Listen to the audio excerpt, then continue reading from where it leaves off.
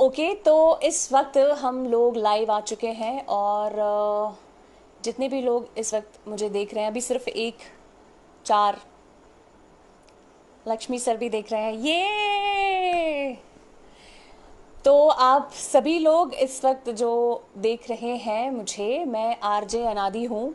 और hello sir, good evening.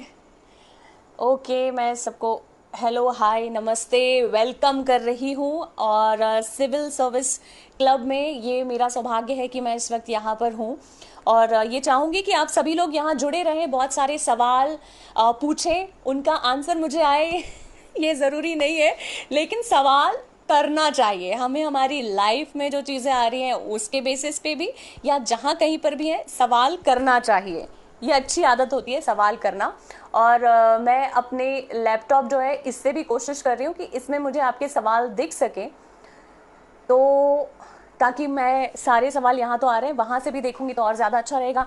जब तक लोग जुड़ रहे हैं तो सोशल मीडिया पर हम बात करेंगे। और आज मनोरंजन एंटरटेनमेंट जो है इससे जुड़ी बातें करेंगे। और एंटरटेनमेंट जो है हम सबकी लाइफ में ना, या हम सबकी लाइफ में आना ज़रूरी है। और एंटरटेनमेंट की बात हुई है तो आपको मैं शुरुआत करूंगी, क्योंकि जब तक लोग जुड़ें तो एक गाने से, ये एक शास्त्रीय गायन मैंने सीखा है, तो मैं आपको एक सुनाऊंगी, राग वृंदावनी सारंग। ओके, तब तक लोग जुड़े। सोशल मीडिया की बात चल रही है तो सोशल मीडिया एक ऐसा प्लेटफॉर्म है जहां पर आप अपना टैलेंट खुलकर दिखा सकते हैं। और खुलकर बुराई जो है अगर आपको मिले तो उसे एक्सेप्ट कर लो, और तारीफ मिले तब तो फिर क्या कहने। तो अभी जितने लोग जुड़ रहे हैं, आज हम बात करेंगे मनोरंजन, रेडियो और भी सारी चीज़ें जो नए नए आयाम आए हैं एंटरटेनमेंट के, उससे जुड़े हुए, म्यूज़िक से भी जुड़े हुए। तो जितने भी लोग इस वक्त हैं, मुझे मालूम है कि आप लोग बहुत सारी पढ़ाई करते हैं, लेकिन आज का सेशन जो है वो अटेंड ज़रूर करें। म्यूज़िक मैंने सीखा है, मेरी हॉबी है, मैं बहुत प्यार करती हूँ म्यूज़िक से। लेकिन पैशन जो था वो मीडिया था। इसमें भी है ना, एक छोटा छोटा ऐसे माइनर अंतर होता है। तो म्यूज़िक से शुरुआत, राग वृंदावनी सारंग मैं आपको सुना रही हूँ। और होप कि अच्छी आवाज़ आ जाए। बाथरूम में ऐसे गूंजती हुई आवाज़ आती है तो अच्छा लगता है, अभी ऐसे आवाज़ आएगी तो अच्छा तो नहीं लगेगा, पर मैं आप लोगों की बुराई के लिए भी तैयार हूँ, ठीक है। राग वृंदावनी सारंग। 47 लोग आ चुके हैं। मामा पापा नी नी सा सा नी रे सा, मामा पापा नी सा नी रे सा, नी सा रे मा रे सा नी नी पा मा पा सा नी पा मा रे सा।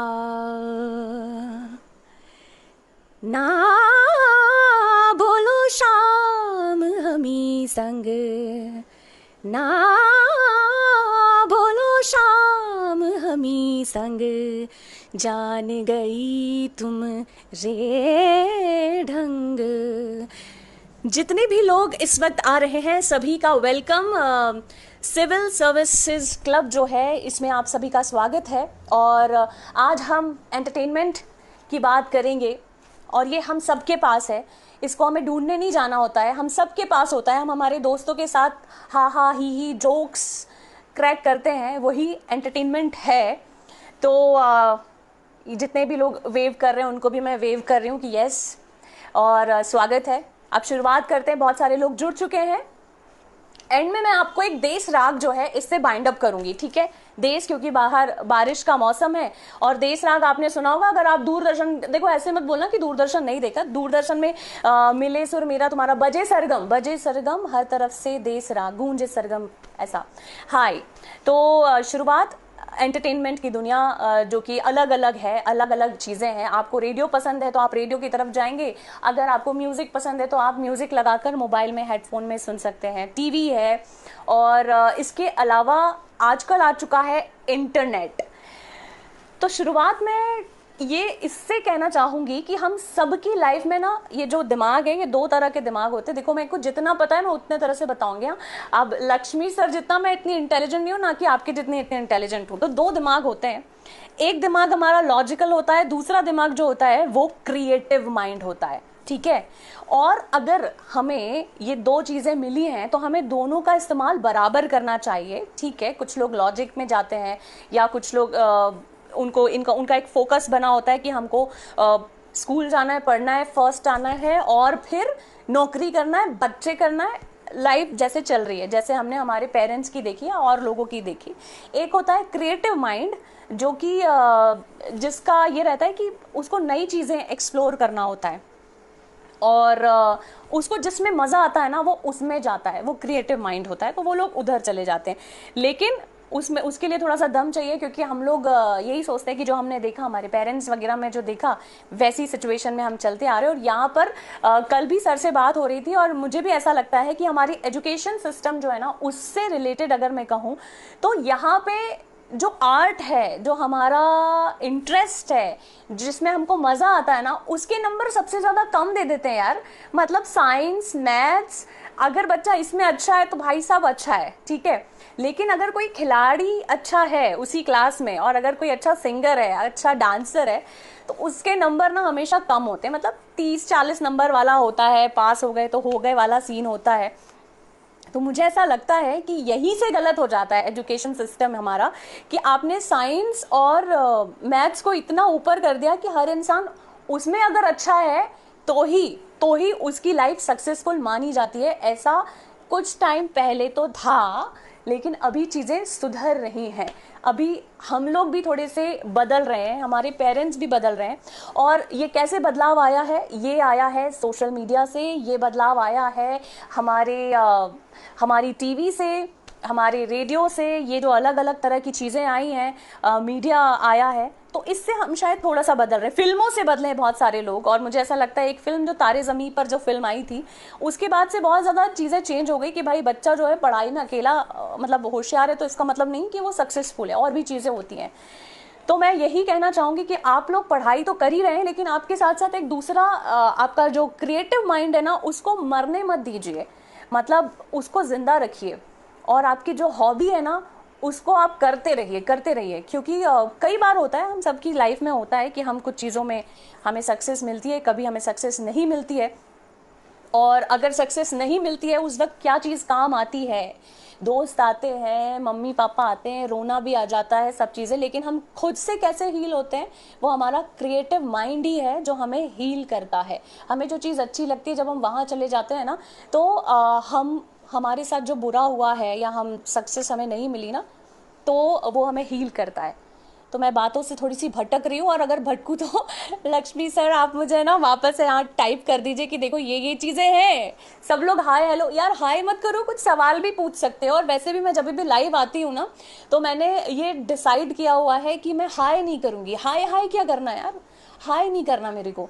नीलम, शुभम, अभिनव, अनुपम, आप सभी को मेरा नमस्कार। और आप कुछ सवाल कर सकते हो, ये बोल सकते हो कि अरे अनादि तो मोटी लग रही हो, अनादि पतली लग रही हो, अनादि अच्छी लग रही हो, कुछ भी। बाहर बारिश हो रही है, ये भी आप लिख सकते हो, क्योंकि ये सोशल मीडिया है और हम सबको हक है। यहाँ पर हम आए हैं तो सिर्फ हम ऐसे सुनने नहीं आए। देखो आप ऐसे सुनने मत आओ, आप कुछ बोलो, कुछ बात करो, ठीक है? तो मुझे भी अच्छा लगेगा, वरना ऐसा लगेगा मैं अकेले ही बड़बड़ा रही हूँ, क्या नहीं, मतलब हाय हेलो के अलावा कुछ और। तो मिश्रा सर ने कहा बिल्कुल नहीं भटके। वाह! तो हमें भटकना भी नहीं चाहिए, लेकिन दो चीज़ों का याद रखना चाहिए। अगर आपको जाना है, नौकरी करना है, आपका एक एम है कि मुझे तो भैया ये बनना ही है, बहुत अच्छी बात है। लेकिन दूसरी चीज़ को आप बिल्कुल ना भूलें, उससे ना भटकें। आपका जो शौक़, आपका जो इंटरेस्ट है उसको भी रखिए। और देखो, पहले मैंने बताया मैं याद करने के मामले में बिल्कुल चिड़िया जैसी हूँ। तो मेरे को है ना मेरा जो माइंड है वो क्रिएटिव ज़्यादा साइड होता है। मुझे चित्र देखकर चीज़ें समझ जल्दी आती हैं, या मैं कुछ चीज़ें सुन रही हूँ तो शायद जल्दी याद हो जाती है, पर चित्रों से मुझे जल्दी से समझ आता है। तो मैं चित्र देख देख कर ही मेरा दिमाग उसमें ही जाता है, या सुन के आता है। इसलिए मैं इस फील्ड में इसलिए आई हूँ, रेडियो की फील्ड में इसलिए आई हूँ, क्योंकि मुझे लगा हो सकता है मेरे जैसे बहुत सारे लोग हों जिनको बातें सुनकर, जिनके कानों में बातें जाती हैं तो चीज़ें समझ आती होंगी। ऐसा सीन होता होगा। लिखने के मामले में या पढ़ाई, वो होता ना कि इसने ऐसा करा था, ये हुआ था, इसमें ऐसा करा था और इसके साथ ऐसा हुआ था, ये सब नहीं आता था, ये वाला नहीं आती सिस्टम। तो इसलिए इस फील्ड में रेडियो का आना इसीलिए हुआ है मेरा, कि मैं सुन के जब चीज़ समझ रही हूँ कुछ चीज़, तो हो सकता है मेरे जैसे बहुत सारी अनादियाँ हों जो कि सुन के अगर मैं कुछ बात कहूँ या किसी मुद्दे पे बात करूँ तो वो सुन के इम्पैक्ट जाए उस चीज़ पर। मिश्रा सर पूछ रहे हैं आजकल लोग इंस्टाग्राम पर क्यों क्या क्रिएटिव करते रहते हैं, क्यों क्यों क्यों और क्या।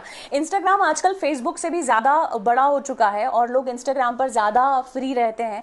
इंस्टाग्राम अगर कहें तो आजकल युवाओं का एक वेपन है जो कि उसे बहुत अच्छे से यूज़ करते हैं, क्रिएटिव तरीके से भी करते हैं और अपना काम भी दिखाते हैं, लेकिन ज़्यादातर फोटोज़ ज़्यादा दिखाते हैं उसमें। इंस्टाग्राम इन्फ्लुएंसर का गढ़ है, ऐसा कह सकते हैं। जो इन्फ्लुएंस करते हैं वो उनका गढ़ है। और अगर आपको लगता है कि आप बहुत अच्छे से कुछ इन्फ्लुएंस कर सकते हैं, कोई छोटे छोटे अगर आप कोट्स बोलते हैं और बहुत अच्छे तरीके से उन्हें बोलते हैं, तो आप इंस्टाग्राम पर छोटे छोटे वीडियोज़ जो हैं वो डाल सकते हैं। इंस्टाग्राम पर मुझे बस वो प्रॉब्लम होता है कि जब फोटोज़ आती हैं और लड़कियां जो है ना पाउट वाली फ़ोटो डालती हैं, एक्चुअली मैं भी डाल देती हूँ कभी कभी। कभी कभी ऐसा होता है ना कि तारीफ सुन लें अपनी, तो वो पाउट वाली फ़ोटोज़ आती हैं उसमें ऐसे। लेकिन इंस्टाग्राम पर आप अपना टैलेंट दिखा सकते हैं छोटे छोटे वीडियोज़ में। यानी कि अगर आप सिंगर हैं तो, अगर आप डांसर हैं तो, अगर आप मैजिशियन हैं तो, अगर आप डॉक्टर हैं तो, क्योंकि इंस्टाग्राम में सबसे ज़्यादा यूथ जुड़ा हुआ है। और आज का जो यूथ है वो फेसबुक पर तो है ही, लेकिन इंस्टा उनके लिए ईजी हो जाता है, जल्दी जल्दी चीज़ें देखी और उसमें सारी इन्फॉर्मेशन उनको मिल जाती है। तो इंस्टाग्राम युवाओं का आज का फेवरेट वाला सोशल मीडिया है। और गीता जो है वो पूछ रही है कैसे पता चलेगा कि कौन सुन के सीख सकता है, कौन देख के। Good question. कैसे पता चलेगा कि देख के और सुन के।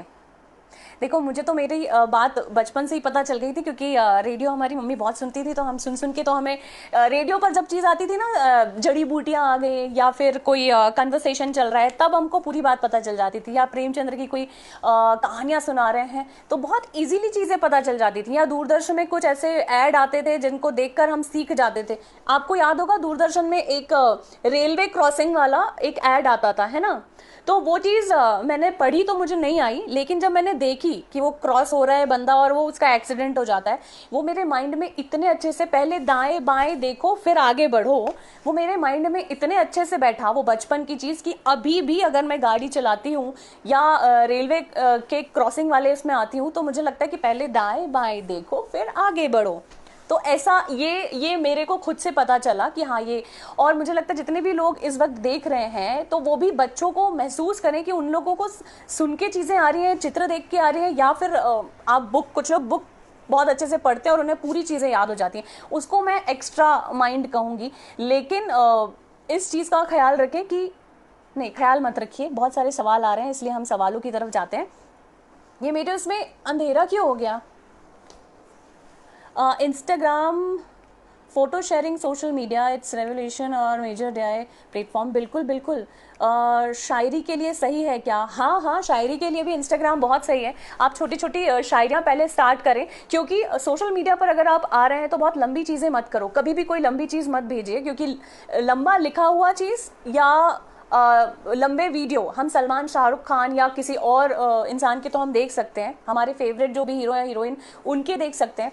लेकिन बहुत लंबे, अगर हम नए नए हैं किसी भी सोशल मीडिया पे, तो उस पर लंबे वीडियोस कभी मत डालिए, लंबी पोस्ट कभी मत डालिए। पहले शॉर्ट 2 लाइनर स्टार्ट करिए। 2 लाइनर के अगर फ़ैन आपके धीरे धीरे होते जाते हैं तो उसमें फिर लंबी बातें स्टार्ट करिए, क्योंकि सोशल मीडिया बहुत फास्ट है, लोगों के पास टाइम नहीं है। वो सिर्फ देखेगा आपका ओके थोड़ी देर, बस आप ये सोचो कि हमको सिर्फ कोई भी इंसान 10 से 15 सेकंड देगा, उस 10 से 15 सेकंड में आप उसे कैसे इंप्रेस करेंगे।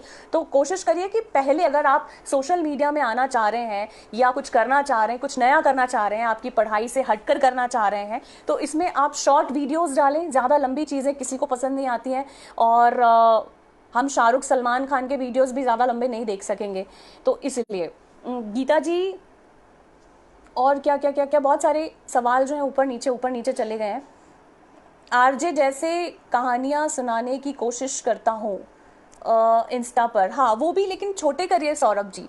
मैं आपको बताऊँ तो आप छोटे छोटे जितना चंक भेजेंगे, मतलब 50 सेकंड से अगर बड़ा किया, और क्योंकि आप नए हैं, आरजेस का एक बेस होता है, उनके पीछे बहुत बड़ी कंपनी होती है, और हम कई सालों से बात कर रहे होते हैं, या कोई भी टीवी एंकर, तो हमारे पीछे एक बहुत बड़ा कंपनी का एक कह सकते हैं सपोर्ट होता है। पब्लिक उस वक्त हमें पब्लिक मिल चुकी होती है, तो अगर हम थोड़ा भी लंबा बड़ा या छोटा करेंगे तो चलेगा। लेकिन जो नए लोग हैं जो इस वक्त देख रहे हैं और नए बच्चे जो देख रहे हैं, उनसे मेरी रिक्वेस्ट कि आप स्टार्टिंग जो है छोटे छोटे चंक्स और टू लाइनर से स्टार्ट करें अपनी बात, तो ज़्यादा बेहतर होगा। और अब इस साल का सबसे कठिन सवाल मेरे पास आ चुका है। गुलशन पटेल कह रहे हैं कि आरजे कैसे बनते हैं। ये सवाल सभी लोग करते हैं, सबसे ज़्यादा आरजे से सबसे ज़्यादा यही सवाल करते हैं उसका, और हर एक को लगता है कि हम आरजे बन सकते हैं। वो भी सही है, क्योंकि हम सब लोग फ़ोन पे बात करते हैं ना, तो कई सारे कॉम्प्लीमेंट मिलते होंगे, है ना, कि अरे वाह तुम्हारी वॉइस अच्छी है, अरे वाह तुम तो बहुत अच्छी आवाज़ है तुम्हारी, तो वो कॉम्प्लीमेंट फ़ोन पे मिलते हैं। लेकिन आरजे बनना ईजी नहीं है। मतलब आरजे कि जब कुर्सी पर आप बैठते हो तो बहुत सारी चीज़ें होती हैं, हमको कितने फ़िल्टर करके अपनी बात कहनी होती है। हमको अगर किसी भी मुद्दे पे बात करनी होती तो हमको ये भी सोचना होता है कि उस मुद्दे पर कुछ पॉजिटिव लोग हैं और उसी मुद्दे पर कुछ नेगेटिव लोग हैं, ठीक है, और हमको दोनों को हर्ट नहीं करना है। लेकिन अगर हमारा मुद्दा, हमको एक साइड ज़्यादा हमारा माइंड है, तो उसको हम क्रॉस करके आराम से अपनी बात को कह सकें। और आरजे बनने के लिए आपका डिक्शन क्लियर हो, आवाज़ मॉड्यूलेशन, आवाज़ अच्छी हो नहीं हो ये ज़रूरी नहीं है, क्योंकि बहुत सारे जो मेरे फेवरेट आरजेज़ हैं उनकी अगर मैं बात करूँ तो उनकी आवाज़ कोई ऐसी नहीं कि ऐसी वाली आवाज़ नहीं है, या बहुत ही मीठी आवाज़ नहीं है कि सुनिए आप क्या कर रहे हैं, ऐसी भी आवाज़ नहीं है जो मेरे फेवरेट आरजे। आरजे को अपडेट रहना बहुत ज़रूरी होता है, क्या चल रहा है दुनिया में। और एक और बात जो कि अगर मैं थोड़ी बहुत पहले होंगी तो आरजे बनने के बाद मुझे खुद भी एहसास हुआ, जैसे कि सरपंच जब हम बनते ना, पंचतंत्र की एक कहानी थी, सरपंच वगैरह कुछ बना था एक आदमी, तो जो दोस्तों की कहानी में एक दोस्त जो है जब सरपंच बनता है और दूसरे का केस जब आता है तो वो सही के तरफ जाता है। तो ये हमारे अंदर, हमारे इनर में ही होता है कि क्या सही है और क्या गलत है। तो जब हम आरजे या जब हम कोई एंकर या जब हम पब्लिक फिगर की तरफ आते हैं तो उस पब्लिक फिगर को, है ना, गलत डायरेक्शन में नहीं जाना चाहिए। हमेशा ये सोचो कि अगर हम जो भी कदम उठाएंगे उससे 10, 20, 50 लोग हमसे जुड़े हैं जिनको असर जाएगा।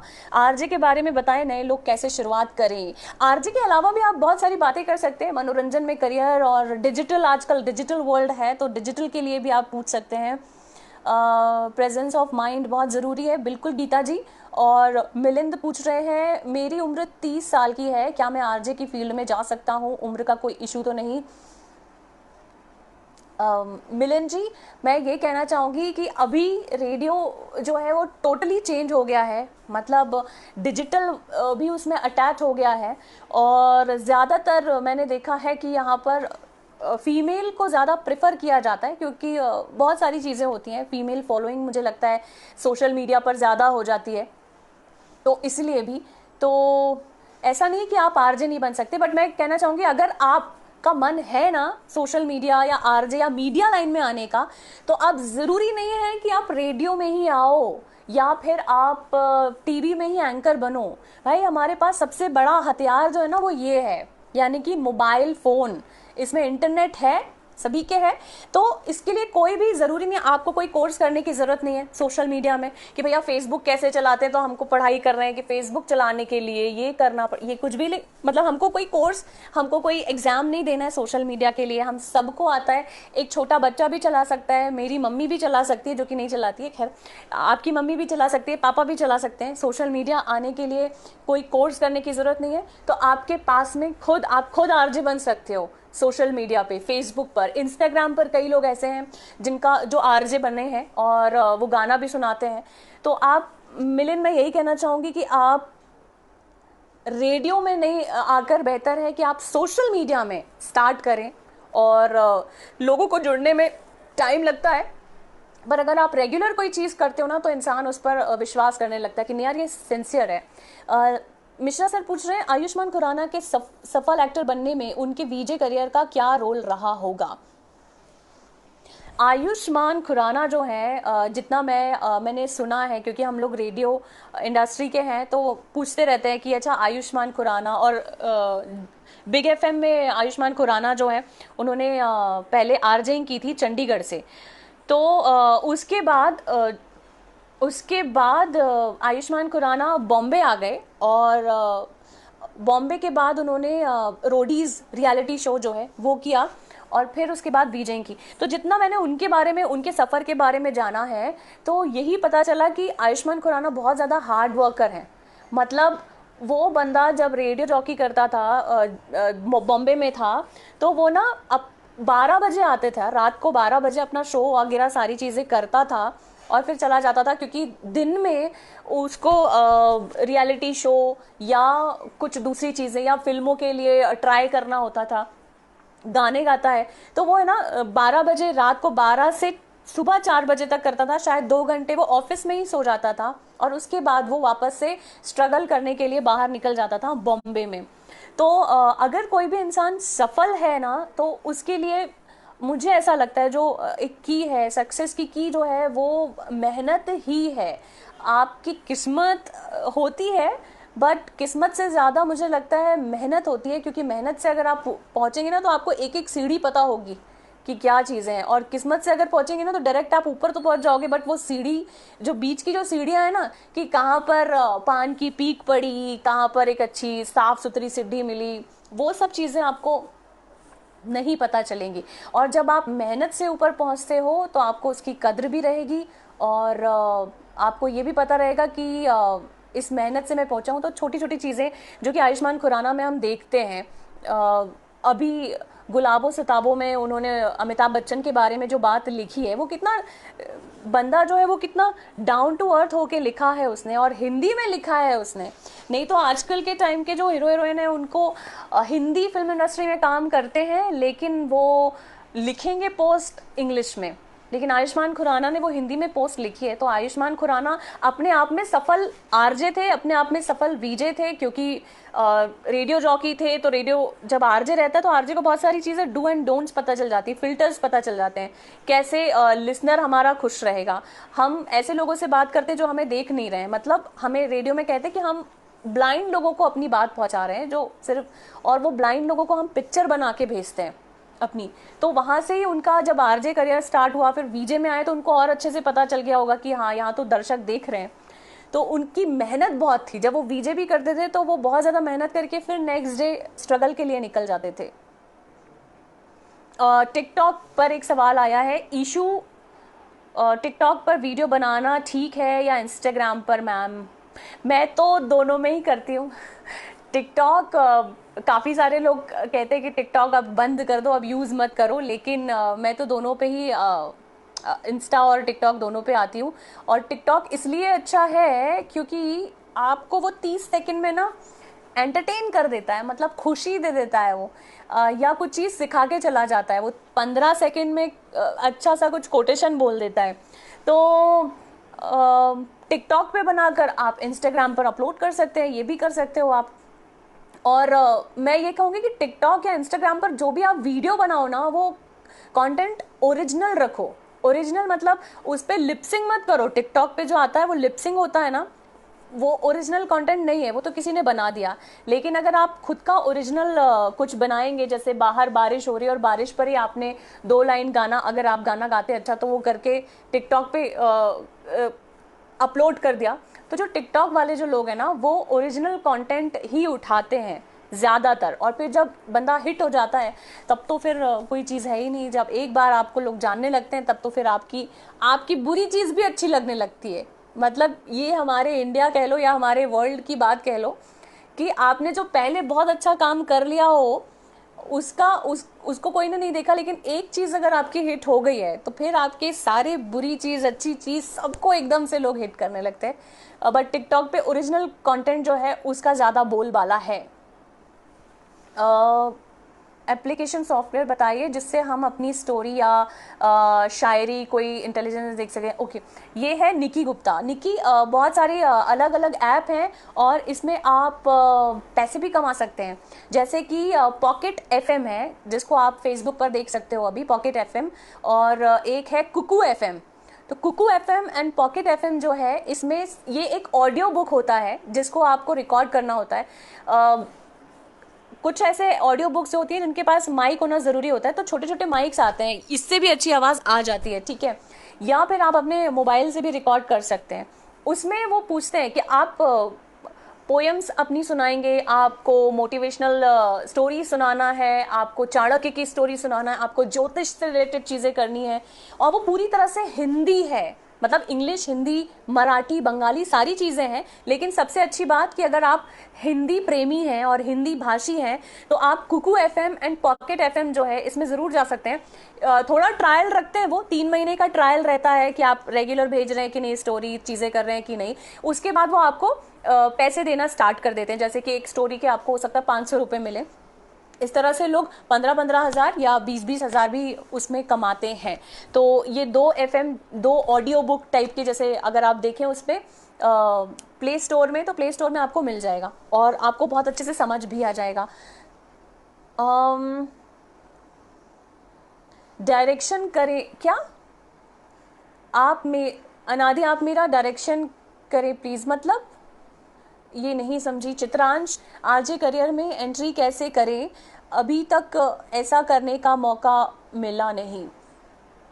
देखो, बहुत ये जो मनोरंजन की दुनिया जो है ये दिखती तो बहुत अच्छी है, बहुत सही है, लेकिन कुछ चीज़ें जो कि इसके बारे में मैं ये कहना चाहूँगी कि आने के लिए ना बहुत सारी चीज़ें होती हैं। जब रेडियो इंडस्ट्री में मैं आई तब उतना ज़्यादा तो चीज़ें वैसी नहीं थी कि आपको प्रेजेंटेबल होना है, क्योंकि रेडियो में तो प्रेजेंटेबल, मैं आई भी रेडियो में इसलिए क्योंकि मुझे लगता है कि मैं प्रेजेंटेबल उतना नहीं हूँ और अपनी आवाज़ के थ्रू लोगों तक पहुँचूँ। और मुझे जो, क्योंकि मैंने कहा कि मुझे ऑडियो ज़्यादा समझ आता है या चित्र ज़्यादा समझ आते हैं, तो इसलिए मैं इस इंडस्ट्री में आई थी। लेकिन अब जो रेडियो है उसमें ना कुछ चीज़ें हैं, जैसे कि आपका इंग्लिश बहुत अच्छा होना चाहिए। हिंदी रेडियो स्टेशन में काम कर रहे हैं लेकिन आपका इंग्लिश अच्छा होना चाहिए।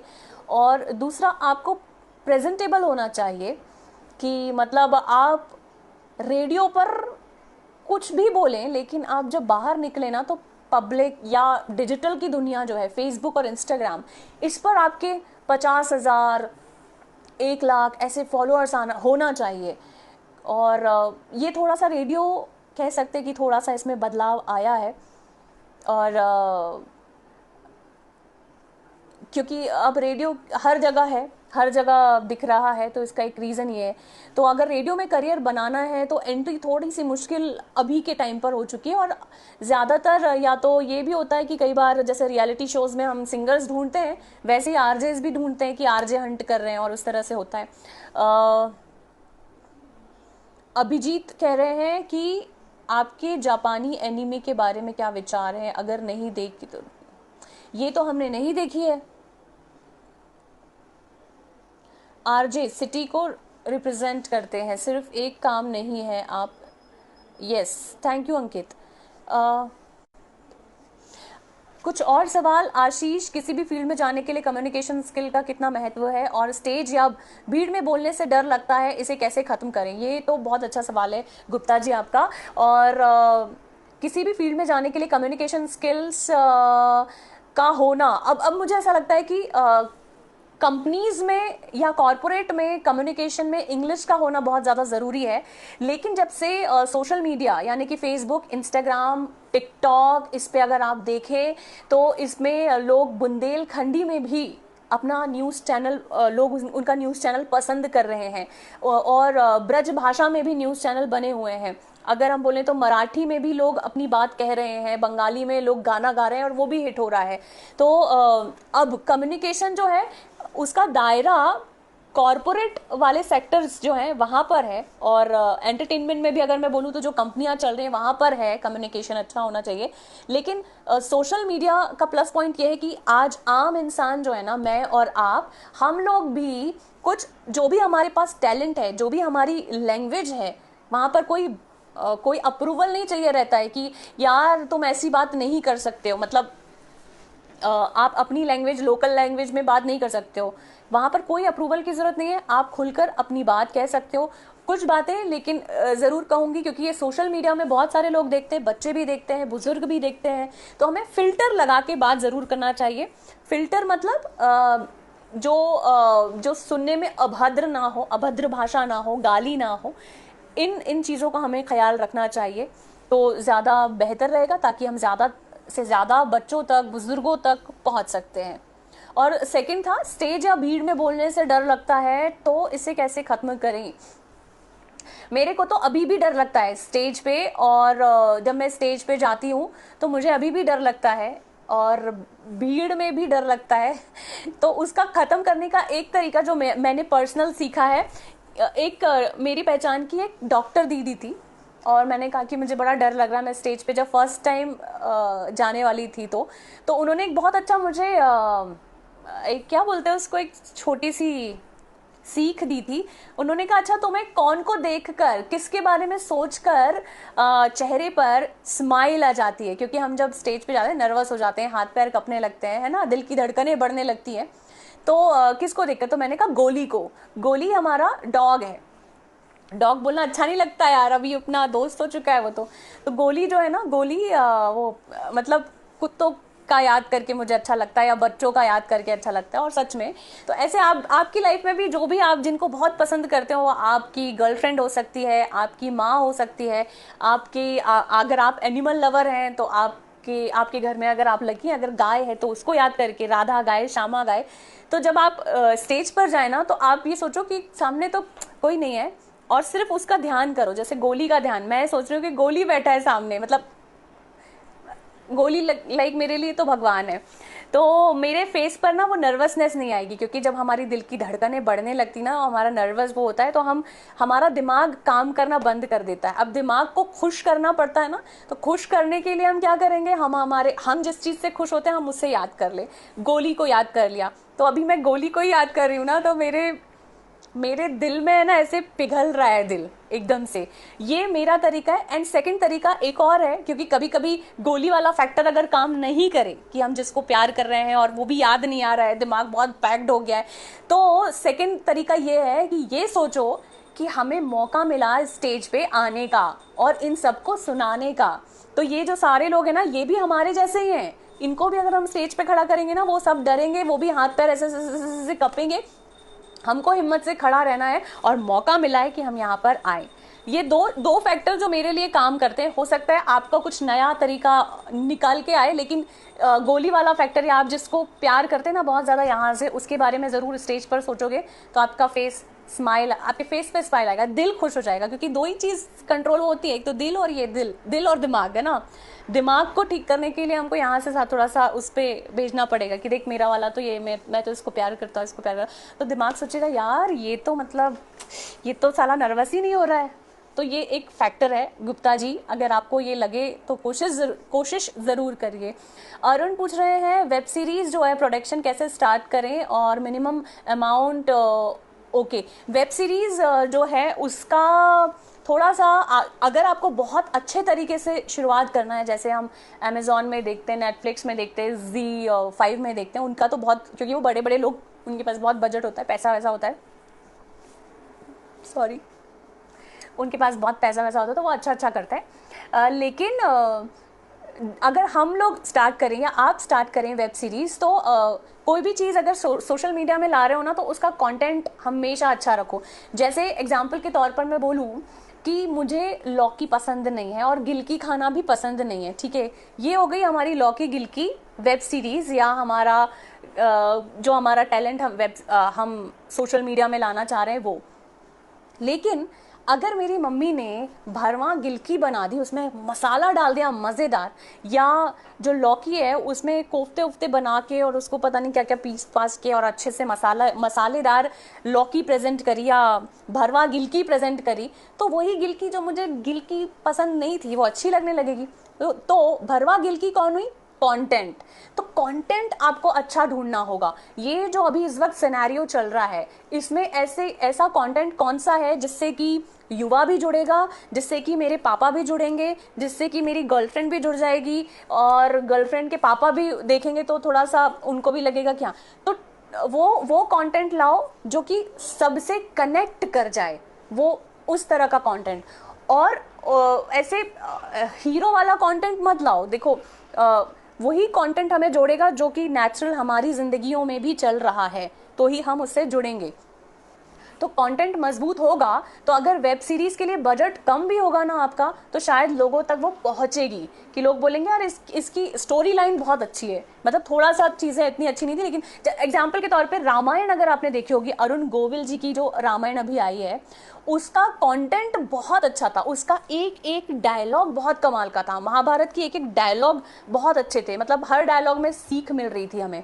लेकिन टेक्निकली वो बहुत अच्छा नहीं था। टेक्निकल अगर हम देखें तो आज के टाइम की रामायण और महाभारत ज़्यादा एडवांस दिखती है, लेकिन डायलॉग अगर हम देखें तो पुरानी रामायण और महाभारत के ज़्यादा बेहतर थे। तो कंटेंट आप, अगर आपके पास बजट नहीं है, क्योंकि बजट थोड़ा सा लगता है ज़्यादा एक अच्छी वेब सीरीज़ बनाने के लिए, एक नॉर्मल अगर हम भोपाल में बनाए तो 50-60-1 लाख कम से कम बजट वाला बोल रही हूँ मैं, ठीक है। और उसके वेब सीरीज़ के अगर आप सीरीज़ क्या बोलते हैं वो पार्ट जो होते हैं, तो 5-6 एपिसोड अगर आप बनाओगे तो वो 1 लाख या 1.5 लाख ज़्यादा से ज़्यादा लगेंगे। कंटेंट लेकिन अच्छा रखना चाहिए। और प्रोडक्शन हाउस सेटअप, हाँ वो भी कर सकते हो, क्योंकि अगर आप वेब सीरीज़ बना रहे हो तो आप खुद का सेटअप ज़्यादा बेहतर रहेगा। उसमें लोग जो आपको बहुत ज़्यादा चीज़ें देनी नहीं पड़ेंगी, क्योंकि अगर आप खुद का सेटअप है, आपके पास खुद का कैमरा होगा, आपके पास खुद की एडिटिंग वाली चीज़ें होंगी, तो बाहर आपको जाने की ज़रूरत नहीं पड़ेगी और बाहर के पैसे जो हैं वो बच जाएंगे। और मिताली, नेक्स्ट क्वेश्चन है मिताली, नीडेड कुछ और इंटरेस्टिंग मिलती है और क्या मिनिमम क्वालिफिकेशन नीडेड है कुछ? मिताली मैं नहीं समझी आपका सवाल, फिर से भेजो। वॉइस एक्टिंग और आरजे में क्या फ़र्क है? अभिजीत सिंह ठाकुर पूछ रहे हैं कि वॉइस एक्टिंग और आरजे में, वॉइस एक्टिंग नहीं, वॉइस ओवर और आरजे। यस, वॉइस ओवर वो चीज़ है जो कि हमको एक लिखा हुआ दे दिया जाता है कि आपको ये प्रोडक्ट है और इस प्रोडक्ट के बारे में आपको पढ़ना है बस, और उसके पैसे मिल जाएंगे। आरजे वो है कि हम हमारी बात कह पाए, जैसे कि पानी गिर रहा है तो मैं बोलूँगी कि मौसम बहुत ही अच्छा हो रहा है और गर्मा गर्म चाय पीने का मन कर रहा है मेरा, और लेकिन मैं अभी लाइव कर रही हूँ तो मुझे समझ नहीं आ रहा है कि मैं चाय पीऊँ या नहीं, और अगर मैं चाय पीऊँगी तो पता नहीं आपको अच्छा लगेगा कि नहीं मुझे चाय पीते हुए देखने। ये मैं अपने मन की बात कर रही हूँ। लेकिन वॉइस ओवर ऐसा हो जाएगा कि वॉइस ओवर ये हो जाएगा कि मेरे को बोला है कि आपको ये 4 लाइन पढ़नी है और वो फील के साथ पढ़ दो कि ताजमहल ना, कोई चाय का नाम बताओ, देखो चाय का नाम थोड़ा एक्टिवली टाइप करो, कौन कौन सी चाय होती है, ताजमहल, रेड लेवल। तो ताजमहल, तो इस शाम में, बारिश की इस शाम में आप पीजिए ताजमहल चाय, ये होता है वॉइस ओवर। अब वॉइस ओवर आर्टिस्ट जो है उसका मन करे भी ना चाय पीने का, तो भी वो उस लाइन में नहीं बोल सकती है कि मुझे चाय पीने का मन कर रहा है, नहीं। आरजे आरजे फ्री है, उस वो वही है जो वो एक्चुअल अपने दोस्तों के साथ होता है। और तो ये वॉइस ओवर का होता है। वॉइस ओवर भी एक बहुत बड़ी इंडस्ट्री है। वॉइस ओवर में हमको लिखी हुई चीज़ें मिल जाती हैं जिसको हमें सिर्फ पढ़ना होता है। वो हमें इमोशन बता देते हैं कि ये थोड़ा सा एनर्जेटिक तरीके से पढ़ना है, ये थोड़ा सा कूल काम होके पढ़ना है, इसमें हमको कोई आवाज़, मम्मी की आवाज़ देनी है तो हम मम्मी की आवाज़ करते हैं, बच्चे वाली आवाज़ देनी है तो हम बच्चे वाली। आरजेइंग वो है कि हम आज क्या चल रहा है या मेरे मन में क्या चल रहा है, वो है जैसे हम किसी दोस्त से बात करते हैं और मुद्दों पे भी हम बात करते हैं।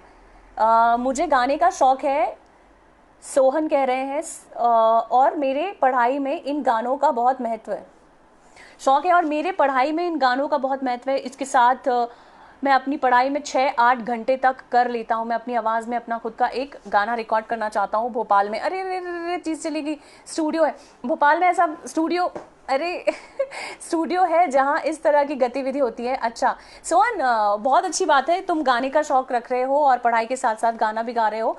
बिल्कुल बिल्कुल, इसको बिल्कुल अवॉइड मत करना। जो भी तुम पढ़ाई कर रहे हो उसके साथ साथ गाना गाते रहो, क्योंकि अरे वो जो वैज्ञानिक है ना जिनके ऐसे ऐसे बाल हैं, वो क्या है, वो जो भूल जाते हैं, क्या अल्बर्ट, क्या क्या क्या क्या, देखो अपन को है ना ये चीज़ें याद नहीं रहती, चिड़िया जैसा है मेमोरी। तो कौन सा, अल्बर्ट आइंस्टीन, हाँ। तो वो बहुत सारी चीज़ें जब मैथ्स या कुछ चीज़ों को सॉल्व करते थे और चीज़ें नहीं आती थी ना, तो वो जाकर वायलिन या गिटार प्ले करते थे। क्यों करते थे वो ऐसा?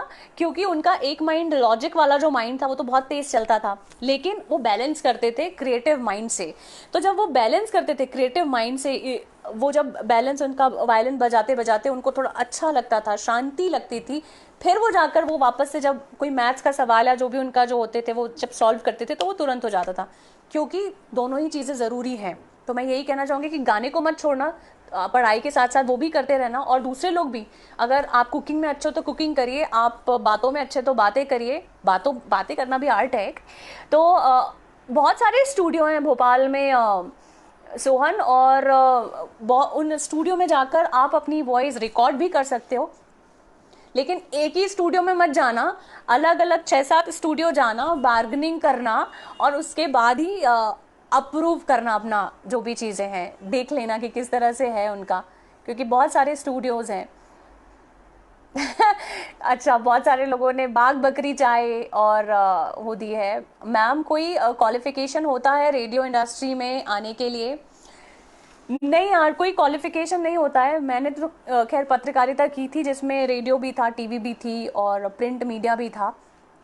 लेकिन अभी जो है, जो आरजेज हैं, वो अपना ऑडिशन देते हैं, उनकी आवाज़ अच्छी लगती है। आवाज़ का मैं सच बताऊँ ना, इस वक्त रेडियो में आवाज़ शायद 3rd नंबर पर आए। पहला होता है आपका कम्युनिकेशन, वो भी इंग्लिश अगर आपकी अच्छी है तो, और सेकंड होता है आपका प्रेजेंटेशन, और अगर आप डिजिटल कितना एक्टिव है और कितने फॉलोअर्स हैं, और तीसरा होता है आपका वॉइस। तो ये एक सच्चाई, कड़वी सच्चाई कह सकते हैं। विजय और thank you Ishu, thank you so much. एक और कुछ सवाल हैं जो कि ऊपर पहुंच गए हैं। मिश्रा सर पूछ रहे हैं, आपने एक्टिंग भी की है ना, अपनी मूवी का नाम?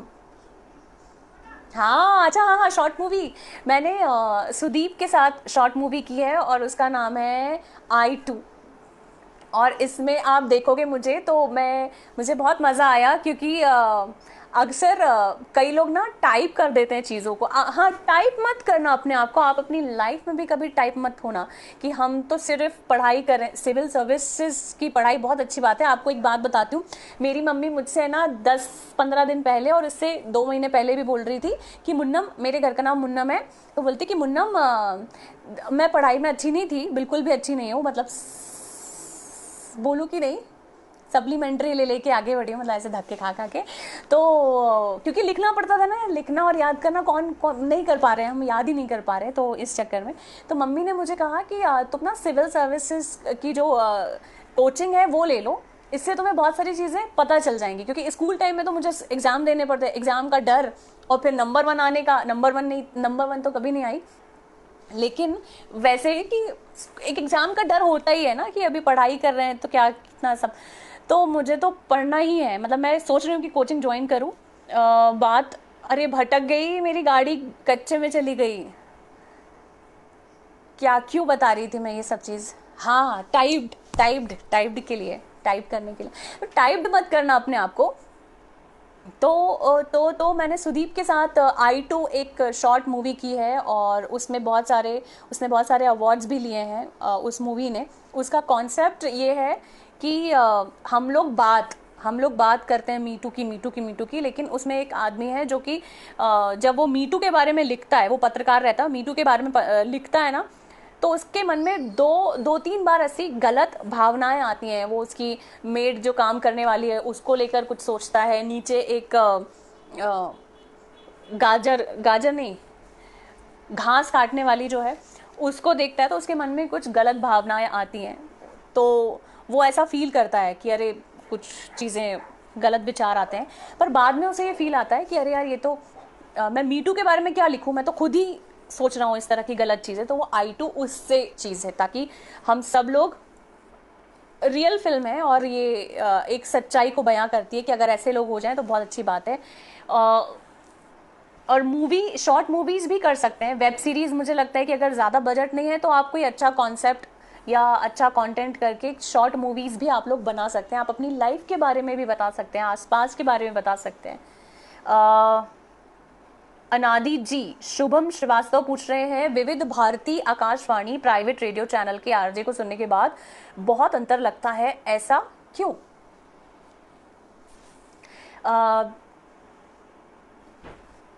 हाँ यार, और पता है विविध भारती और आकाशवाणी के जो हमारे सर लोग हैं ना, वो तो थोड़ा सा नाराज़ भी होते हैं कि तुम लोग इतना फास्ट बोलते हो, शुद्ध हिंदी नहीं बोलते हो। कई आरजेस फिर और फूल भी गलत बोलते हैं। जैसे कई बार बोलते हैं आरजेस कि मुझे तो आज एक फूल मिला। फूल नहीं होता है, फूल होता है, फ में नुक्ता नहीं आता है। या आ, आज फिर जीने की तमन्ना, फिर नहीं होता है, फिर होता है, फिर जिला नहीं होता है, जिला होता है। तो ये विविध भारती और आकाशवाणी, अगर हम इनके उच्चारणों की बात करें, हिंदी उच्चारण, तो ये बहुत बहुत ही अच्छे होते हैं। और अगर हम प्राइवेट एफएम की बात करें और रेडियो आरजेस की बात करें, तो इनमें अंतर तो होता है, लेकिन लोग आरजेस को सुनना इसलिए पसंद करते हैं शुभम, क्योंकि वो आम बोलचाल बहुत ज़्यादा बोलते हैं और दोस्तों की तरह बात करते हैं। मैंने जब ज्वाइन किया था रेडियो, और रेडियो का जो उसूल था उसमें से एक उसूल ये भी था कि आपको कोई, आप सेलिब्रिटी नहीं हो, आप कोई स्टार नहीं हो, आप अपने दोस्त से कैसे बात करते हो आपको वैसे बात करना है। बस उसमें ये ज़रूर कहा था कि आपको फ़िल्टर लगा के बात ज़रूर करना है, क्योंकि बहुत सारे हमें बच्चे भी सुनते हैं, बुज़ुर्ग भी सुनते हैं। तो हम दोस्तों से बात तो करते हैं, लेकिन गालियों का वो प्रयोग ना करें, बेहतर तरीके से हम अच्छी बातें बताएं। एक अच्छा दोस्त कैसा होता है वैसे। तो आरजे एक दोस्त की तरह होता है, और आकाशवाणी और विविध भारती जो है वो अपने आप में मैं कह सकती हूँ हमारे बड़े भैया हैं, और बड़ी दीदी जो होती हैं, बड़ी भैया और दीदी, और उनका मैं हमेशा रिस्पेक्ट करती हूँ। इनफैक्ट मुझे जब ये भागम भाग वाली दुनिया जो होती है ना रेडियो की, इससे जब थोड़ा सा सुकून चाहिए होता है, तो मैं आकाशवाणी का न्यूज़ सुनती हूँ या उनके गाने सुनती हूँ। विविध भारती, ये है विविध भारती। तो वो बहुत सुकून, और ऐसी चीज़ है कि आप शांति से, आपको सारी चीज़ें पता चल जाती हैं। अंतर बस ये है कि वहाँ पे थोड़ा मैच्योरिटी लेवल ज़्यादा है, और आपको ऐसा नहीं लगता है कि हम उनके पास चले गए हैं। वो आपसे थोड़ी दूरी बना के रखते हैं, जैसे हम बड़े भैया दीदी जो पहले होते थे ना, वैसे उस तरह से। और आरजे ऐसे होते हैं कि तो अपने पास में है, अभी अनादि, ऐसे कई लोग ऐसे भी बोलते हैं। कई लोग तो ये भी बोल देते हैं अनादि मोटी हो गई, और बहुत ही बुरा लगता है यार, मोटी हो गई तो ठीक है ना, पतली भी हो जाऊंगी। उनसे यही बोलती हूँ। मिलिंद का शायद, मिलिंद कह रहे हैं, मैम जब स्टेज पर होते हैं तो मुझे लगता है कहीं मेरी कोई बात किसी को हर्ट ना कर दे, कैसे हैंडल करें? इसके लिए आपको अपना दिमाग जो है इसको पूरी तरह से खोल लेना चाहिए, ठीक है, कि हमारी और किसी को हर्ट ना हो। तो पहले ये एक बहुत अच्छा तरीका होता है कि अगर हम कोई बात कह रहे हैं तो उसको पहले हम भी उस जगह, हम भी खड़े होकर सोच लें कि अगर मैं इस जगह होता और अगर ये मेरा ऐसा मजाक बनाता या ऐसा बोलता तो मुझे कैसा लगता। अ, हो सकता है हम कूल हो तो हमको बुरा नहीं लगे, लेकिन कई लोग बहुत ज़्यादा इमोशनल होते हैं, सेंसिटिव होते हैं।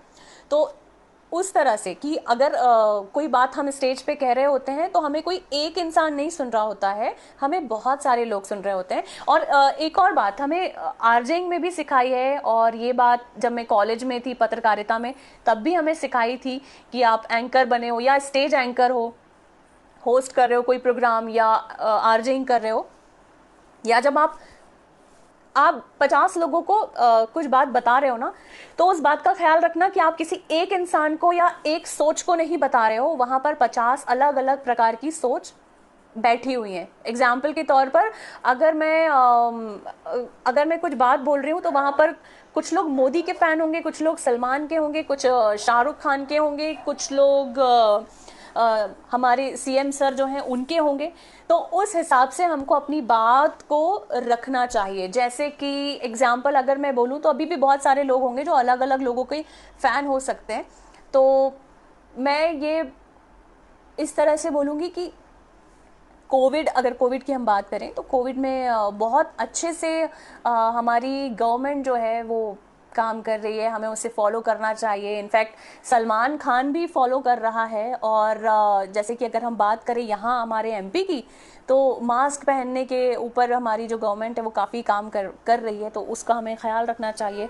तो ऐसे करके वो सबको मिक्स करके अगर हम कोई बात करेंगे तो हर इंसान हमसे कनेक्ट हो जाएगा। और ऐसे भी होते हैं जो कुछ लोग फ़ैन तो होते बट कुछ लोगों को पसंद भी नहीं करते, तो उसको इग्नोर कर दो। लेकिन हाँ, हमें ये सोचना चाहिए कि कौन किसको पसंद कर रहा है। अगर हम उनकी बातों को जोड़कर अगर कोई बात कहेंगे तो वो 50 के 50 लोग हमसे कनेक्ट हो ही जाएंगे। तो जब भी आप स्टेज पर जाओ तो एक इंसान के, सिर्फ ये मत सोचो कि एक ही इंसान सुन रहा है, आपको बहुत सारे लोग सुन रहे हैं और उनकी भी पसंद और नापसंद है। तो उनकी पसंद नापसंद का ख्याल रखकर अगर हम कोई बात बोलेंगे तो सबको पसंद आएगा। और दिमाग पूरी तरह से खोल के रखना चाहिए कि कुछ गलत ना बोले। और क्या, और बस। अंकुर, नेक्स्ट प्रमोशन वीजे होता है? नहीं नहीं नहीं, आरजे अपने आप में अलग है, वीजेइंग अपने आप में अलग है।